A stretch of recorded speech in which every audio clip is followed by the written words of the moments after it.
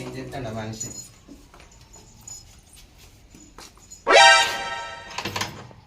ఏడవై పాడేండో తాళం వేసుకొని వాయే నాకేమో ఆకలి కాబట్టి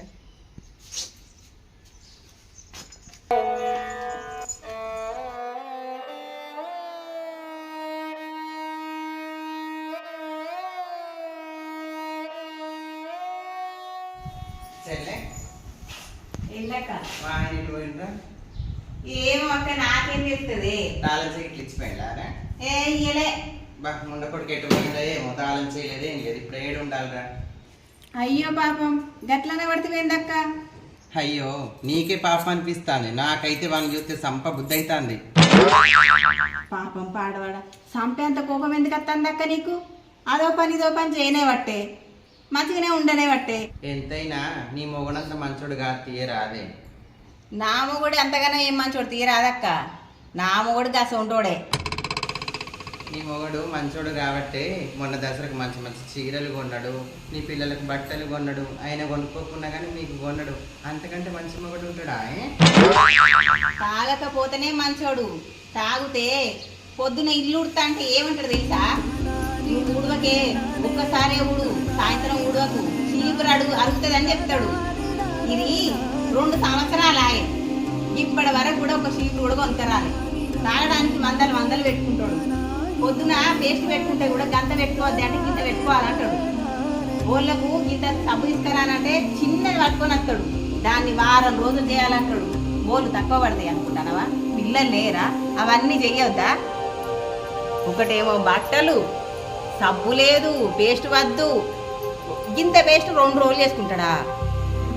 ఏ నువ్వు పేస్ట్ తీసేటప్పుడు నాకు చెప్పు, నేనే తీసి చీపురులతో పెడతా అంటాడు. గట్లాంటి మనిషితోటి ఏగుతానంటే నువ్వైనా ఆలోచించుకోవక్క. ఇంకా బట్టలు విండుతంటే వచ్చి అంటాడు కదా, సబ్బు ఎక్కువ పెట్టకు అరుగుతుంది అంటాడు. 30 రూపాయల చికెన్ ఆదివారం వస్తాయి. 30 రూపాయల చికెన్ ఎంతమందికి వస్తుంది? 4 ఉన్నావు. నేను ఫ్రై చేద్దామని అనుకుంటే నేను అటు పోయింది చూసి దాంట్లో నీళ్ళు పోతాడు, ఇంత కారం అవుతాడు, ఉప్పు వేస్తాడు. 2 రోజులు తినాలి. 30 రూపాయల చికెన్. ఇక బియ్యం తీసుకొస్తాడు కదా, పావు బియ్యం పట్టుకొని వస్తాడు. అవి 4 తినాలి. మన ఇంట్లో నుంచి బయటికి ఎవరికి పెట్టకంటాడు, కానీ ఎవరైనా నిత్య మాత్రం తీసుకొచ్చుకోమంటాడు. ఆ ఉగాదికి ఆయన బుద్ధి.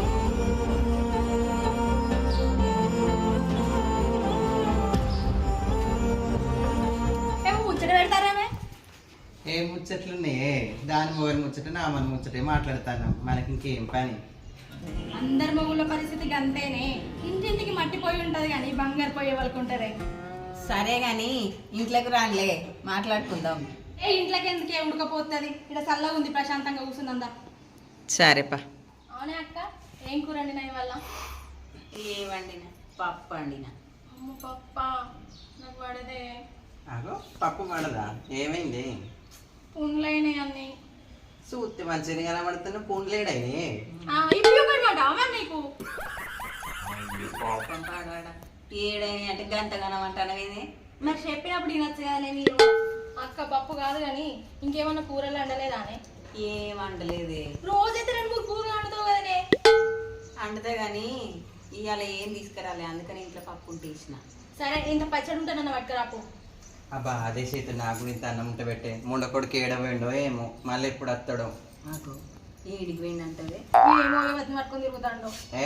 మా ఆయన వస్తుంటాడు కాదే, ఏడ తాగుతాడో కూర్చొని. ఇక నీకు చెప్పిండు మరి. మా ఓనికి గాడోల సోకు లేదు కానీ ఇంకా ఇంత తాగుతాడే.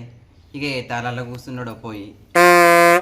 అబ్బో చూసినావానే, ఇప్పటిదాకా తెగ తిట్టింది, ఇప్పుడేమో నేను కెసుకొస్తుంది. ఎంతైనా మొగుడంటే ప్రేమనే ఉన్నట్టుంది దీనికి. అగ చూసినావానే, పొద్దున్న నుండి ఒకటే తిట్టింది, ఇప్పుడేమో మొగ నేను కెసుకొస్తుంది. ఎంతైనా మొగుడంటే బాగానే ప్రేమ ఉన్నట్టుంది దీనికి. మస్తు ఇష్టమే. అదే కానీ బయట పడది, మళ్ళీ తిట్టుకొని మళ్ళీ ఒకటేది. మన ముందుకెళ్ళి తిట్టేది.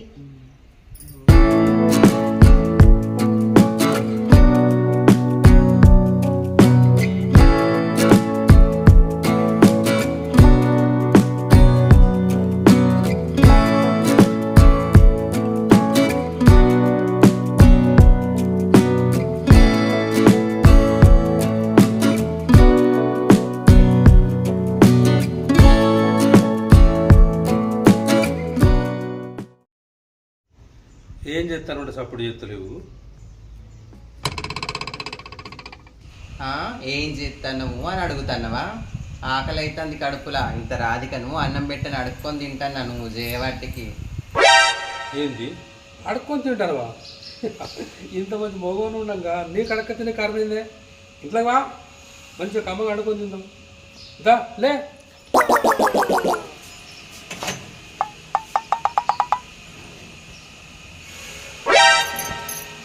ఏమై చూస్తాను తాళం తీయవు. అది తాలసే కనబడతలేదు. చెల్లకన్ని ఇచ్చిపోవద్దా? ఇచ్చిపోదాం మా అనుకున్నానే.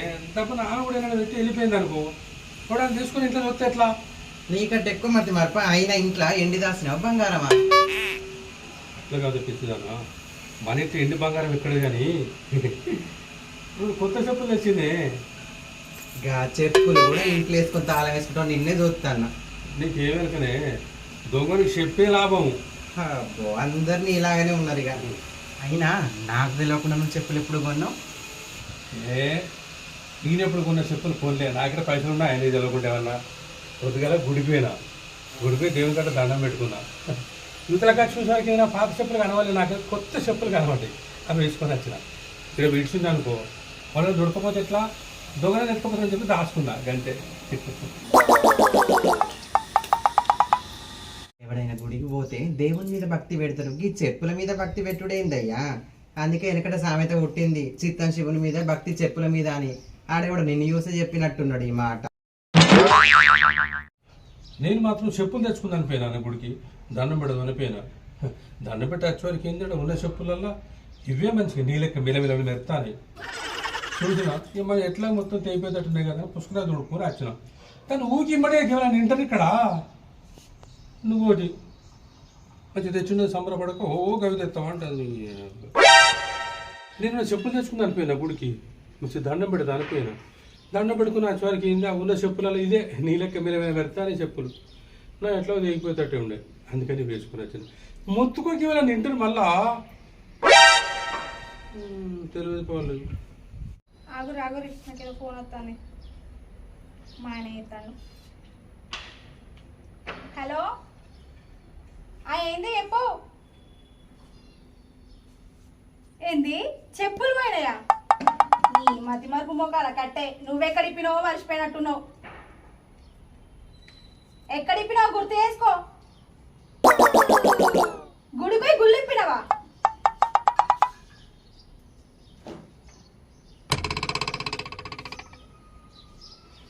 సరే నేను మళ్ళీ ఎత్తా ఉండు. ఎవరియో చెప్పులు ఎత్తామంటే పోయి పోయి దీని మొగని చెప్పులే దొరికినా నీకు. నిన్ను